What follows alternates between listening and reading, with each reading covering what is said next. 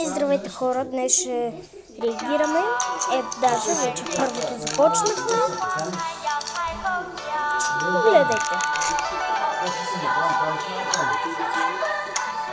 Хора, за малко трябва да го спра.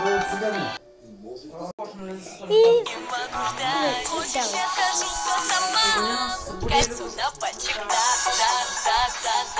Тук аз съм с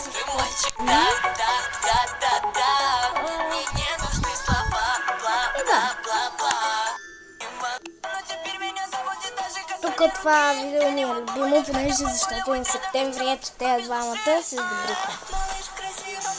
Подарява и букет рози и така нататък. Това е нещо. И така.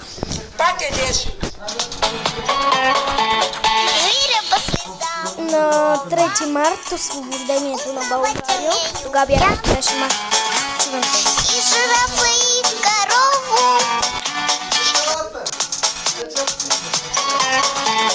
Зверя по следам любого, узнавать умею я. И жирафы, и корову.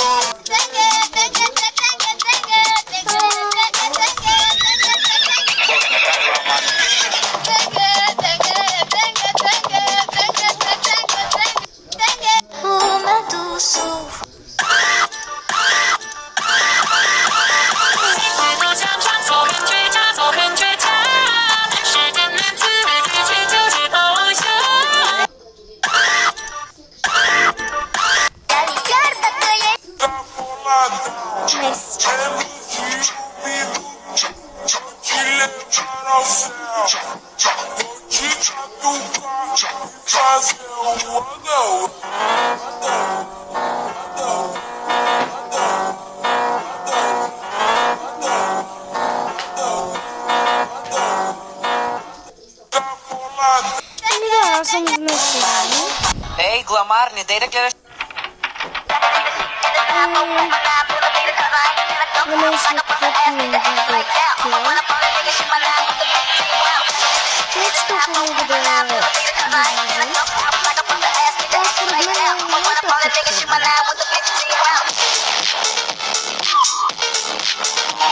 Обаче ако се удариш направо,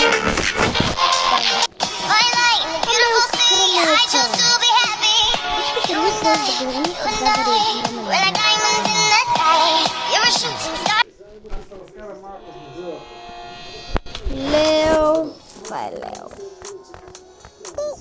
Самата маймуна е Кити вътре. Не кухапи, това не е храна. Страхотен излет, Амелка. Марта!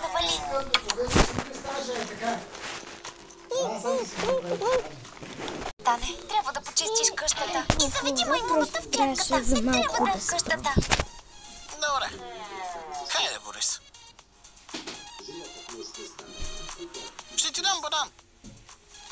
Да тръгваме. Хайде, хайде. Божичко, не мога да повярвам какво е направил. И мисля, че няма да гледаме тази. Не я харесва. Искате ли да гледаме Жоро Хикс?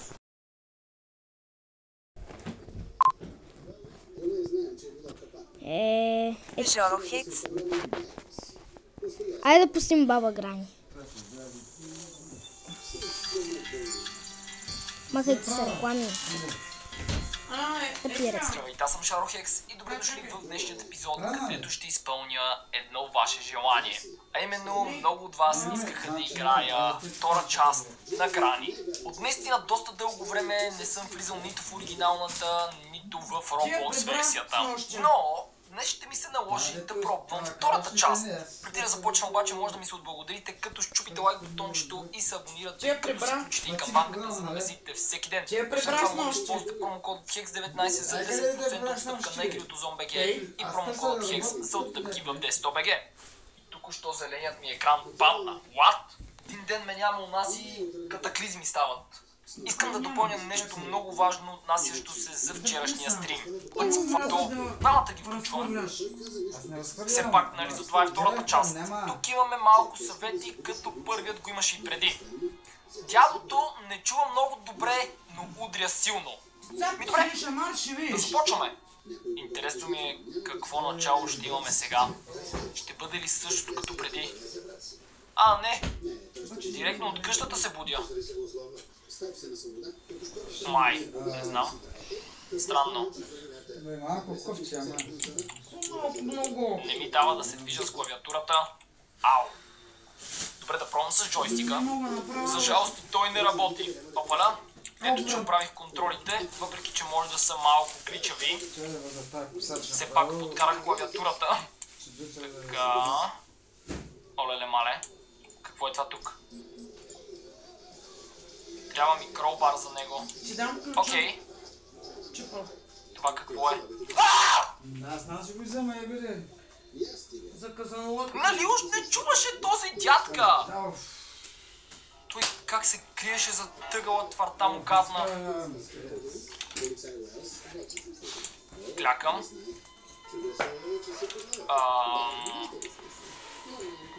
Някой идва.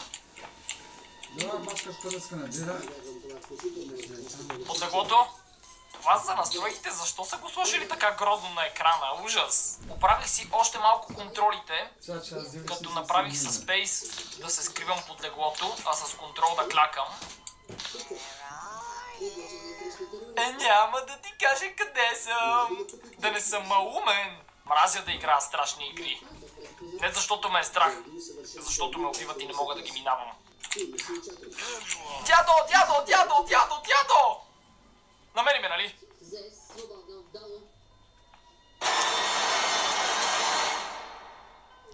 Как го намери? Радвам се поне, че са махнали кръвта по екрана, защото е много сериозен проблем по принцип за клиповете. И тази с ръка трябва да я направя по някакъв начин, може би и с мишката. Добре, вече имаме и ръка на бутон. Малко трябва да си разчекна моята обаче. Тази къща е различна и все още не я знам.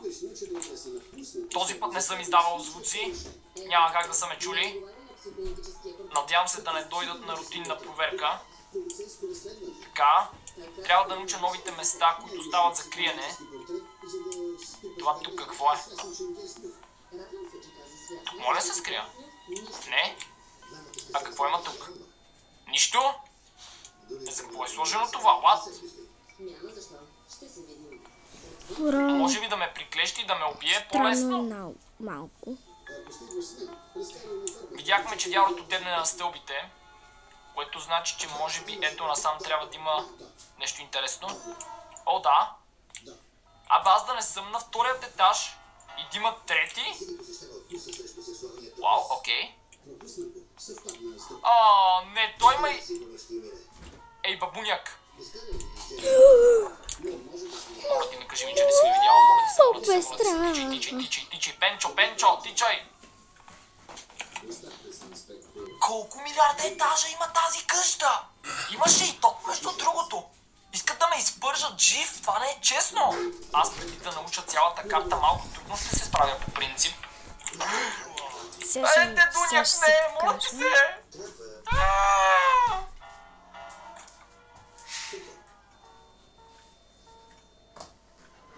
Какво? Очаквах да ме хване? Окей. Друга причина, поради която мразя да снимам на подобни игри, е защото през повечето време трябва да се крия като плъх. Така, надявам се дядото да е тръгнал нагоре, защото аз ще сляза надолу. Не искам да играя на криеница, моля ти се. Бавичко. Гледаме насам, гледаме натам. Това мазето ли трябва да бъде? Няма. Чакайте, това да не е гроб. Лодка? What? Защо има лодка? Какво беше това, бе? Хора, видяхте ли го? Защото аз не. Тук не мога да се скрия всъщност. Хоп, ап, ай!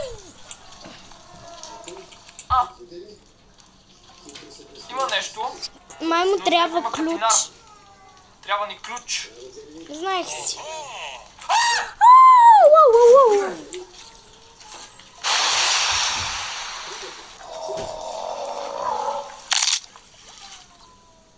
Какво беше това? О, да! Тук няма места за криене! Къде мога да застана, че да не ме видят? Добре, малко ще ръшна, за да разгледам местата. Сега се връщам, хора. И го сложил. И Как ме видя? Как? вече. Ах, ти просъхнал старец мръсен! Хора, Ние стигнахме последен до пети тук. ден за този епизод. Отчаянието мина всички граници. А много ми е чудно какво правеше първият път дядото долу при лодката. Малко време. Тази врата пък каква е? Оп, ще се скрия тук. Как ще се Шкафче. скриеш тук? Още едно. Трето за щастие. Няма Как нищо. ще се скриеш Лесно. тук? Няма как да се Трябва ми скриеш. сейф ключ. Издадох много брутален звук. И мога да кажа, че умрях. Чакам смъртта си. Казах ли ви? Тази баба Грани. Гаден бабуняк. Дън-дъм. Дър-дъм. Чак сега, какво става? По друг начин ще ме убият? Ще нахранят октопода или там каквото е с мен? Аз така ще ви го върна мазно. Троп, по троп.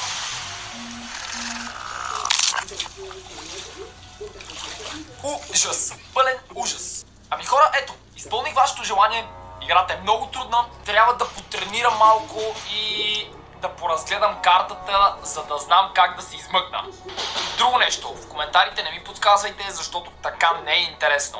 Ще тренирам, ще стават провали, но ще се измъкна. Сам. Надявам се този епизод да ви е харесал. Ако е така, не забравяйте да пръсте лайк бутона, да оставите един коментар и да се абонирате за моят канал, за да ме следите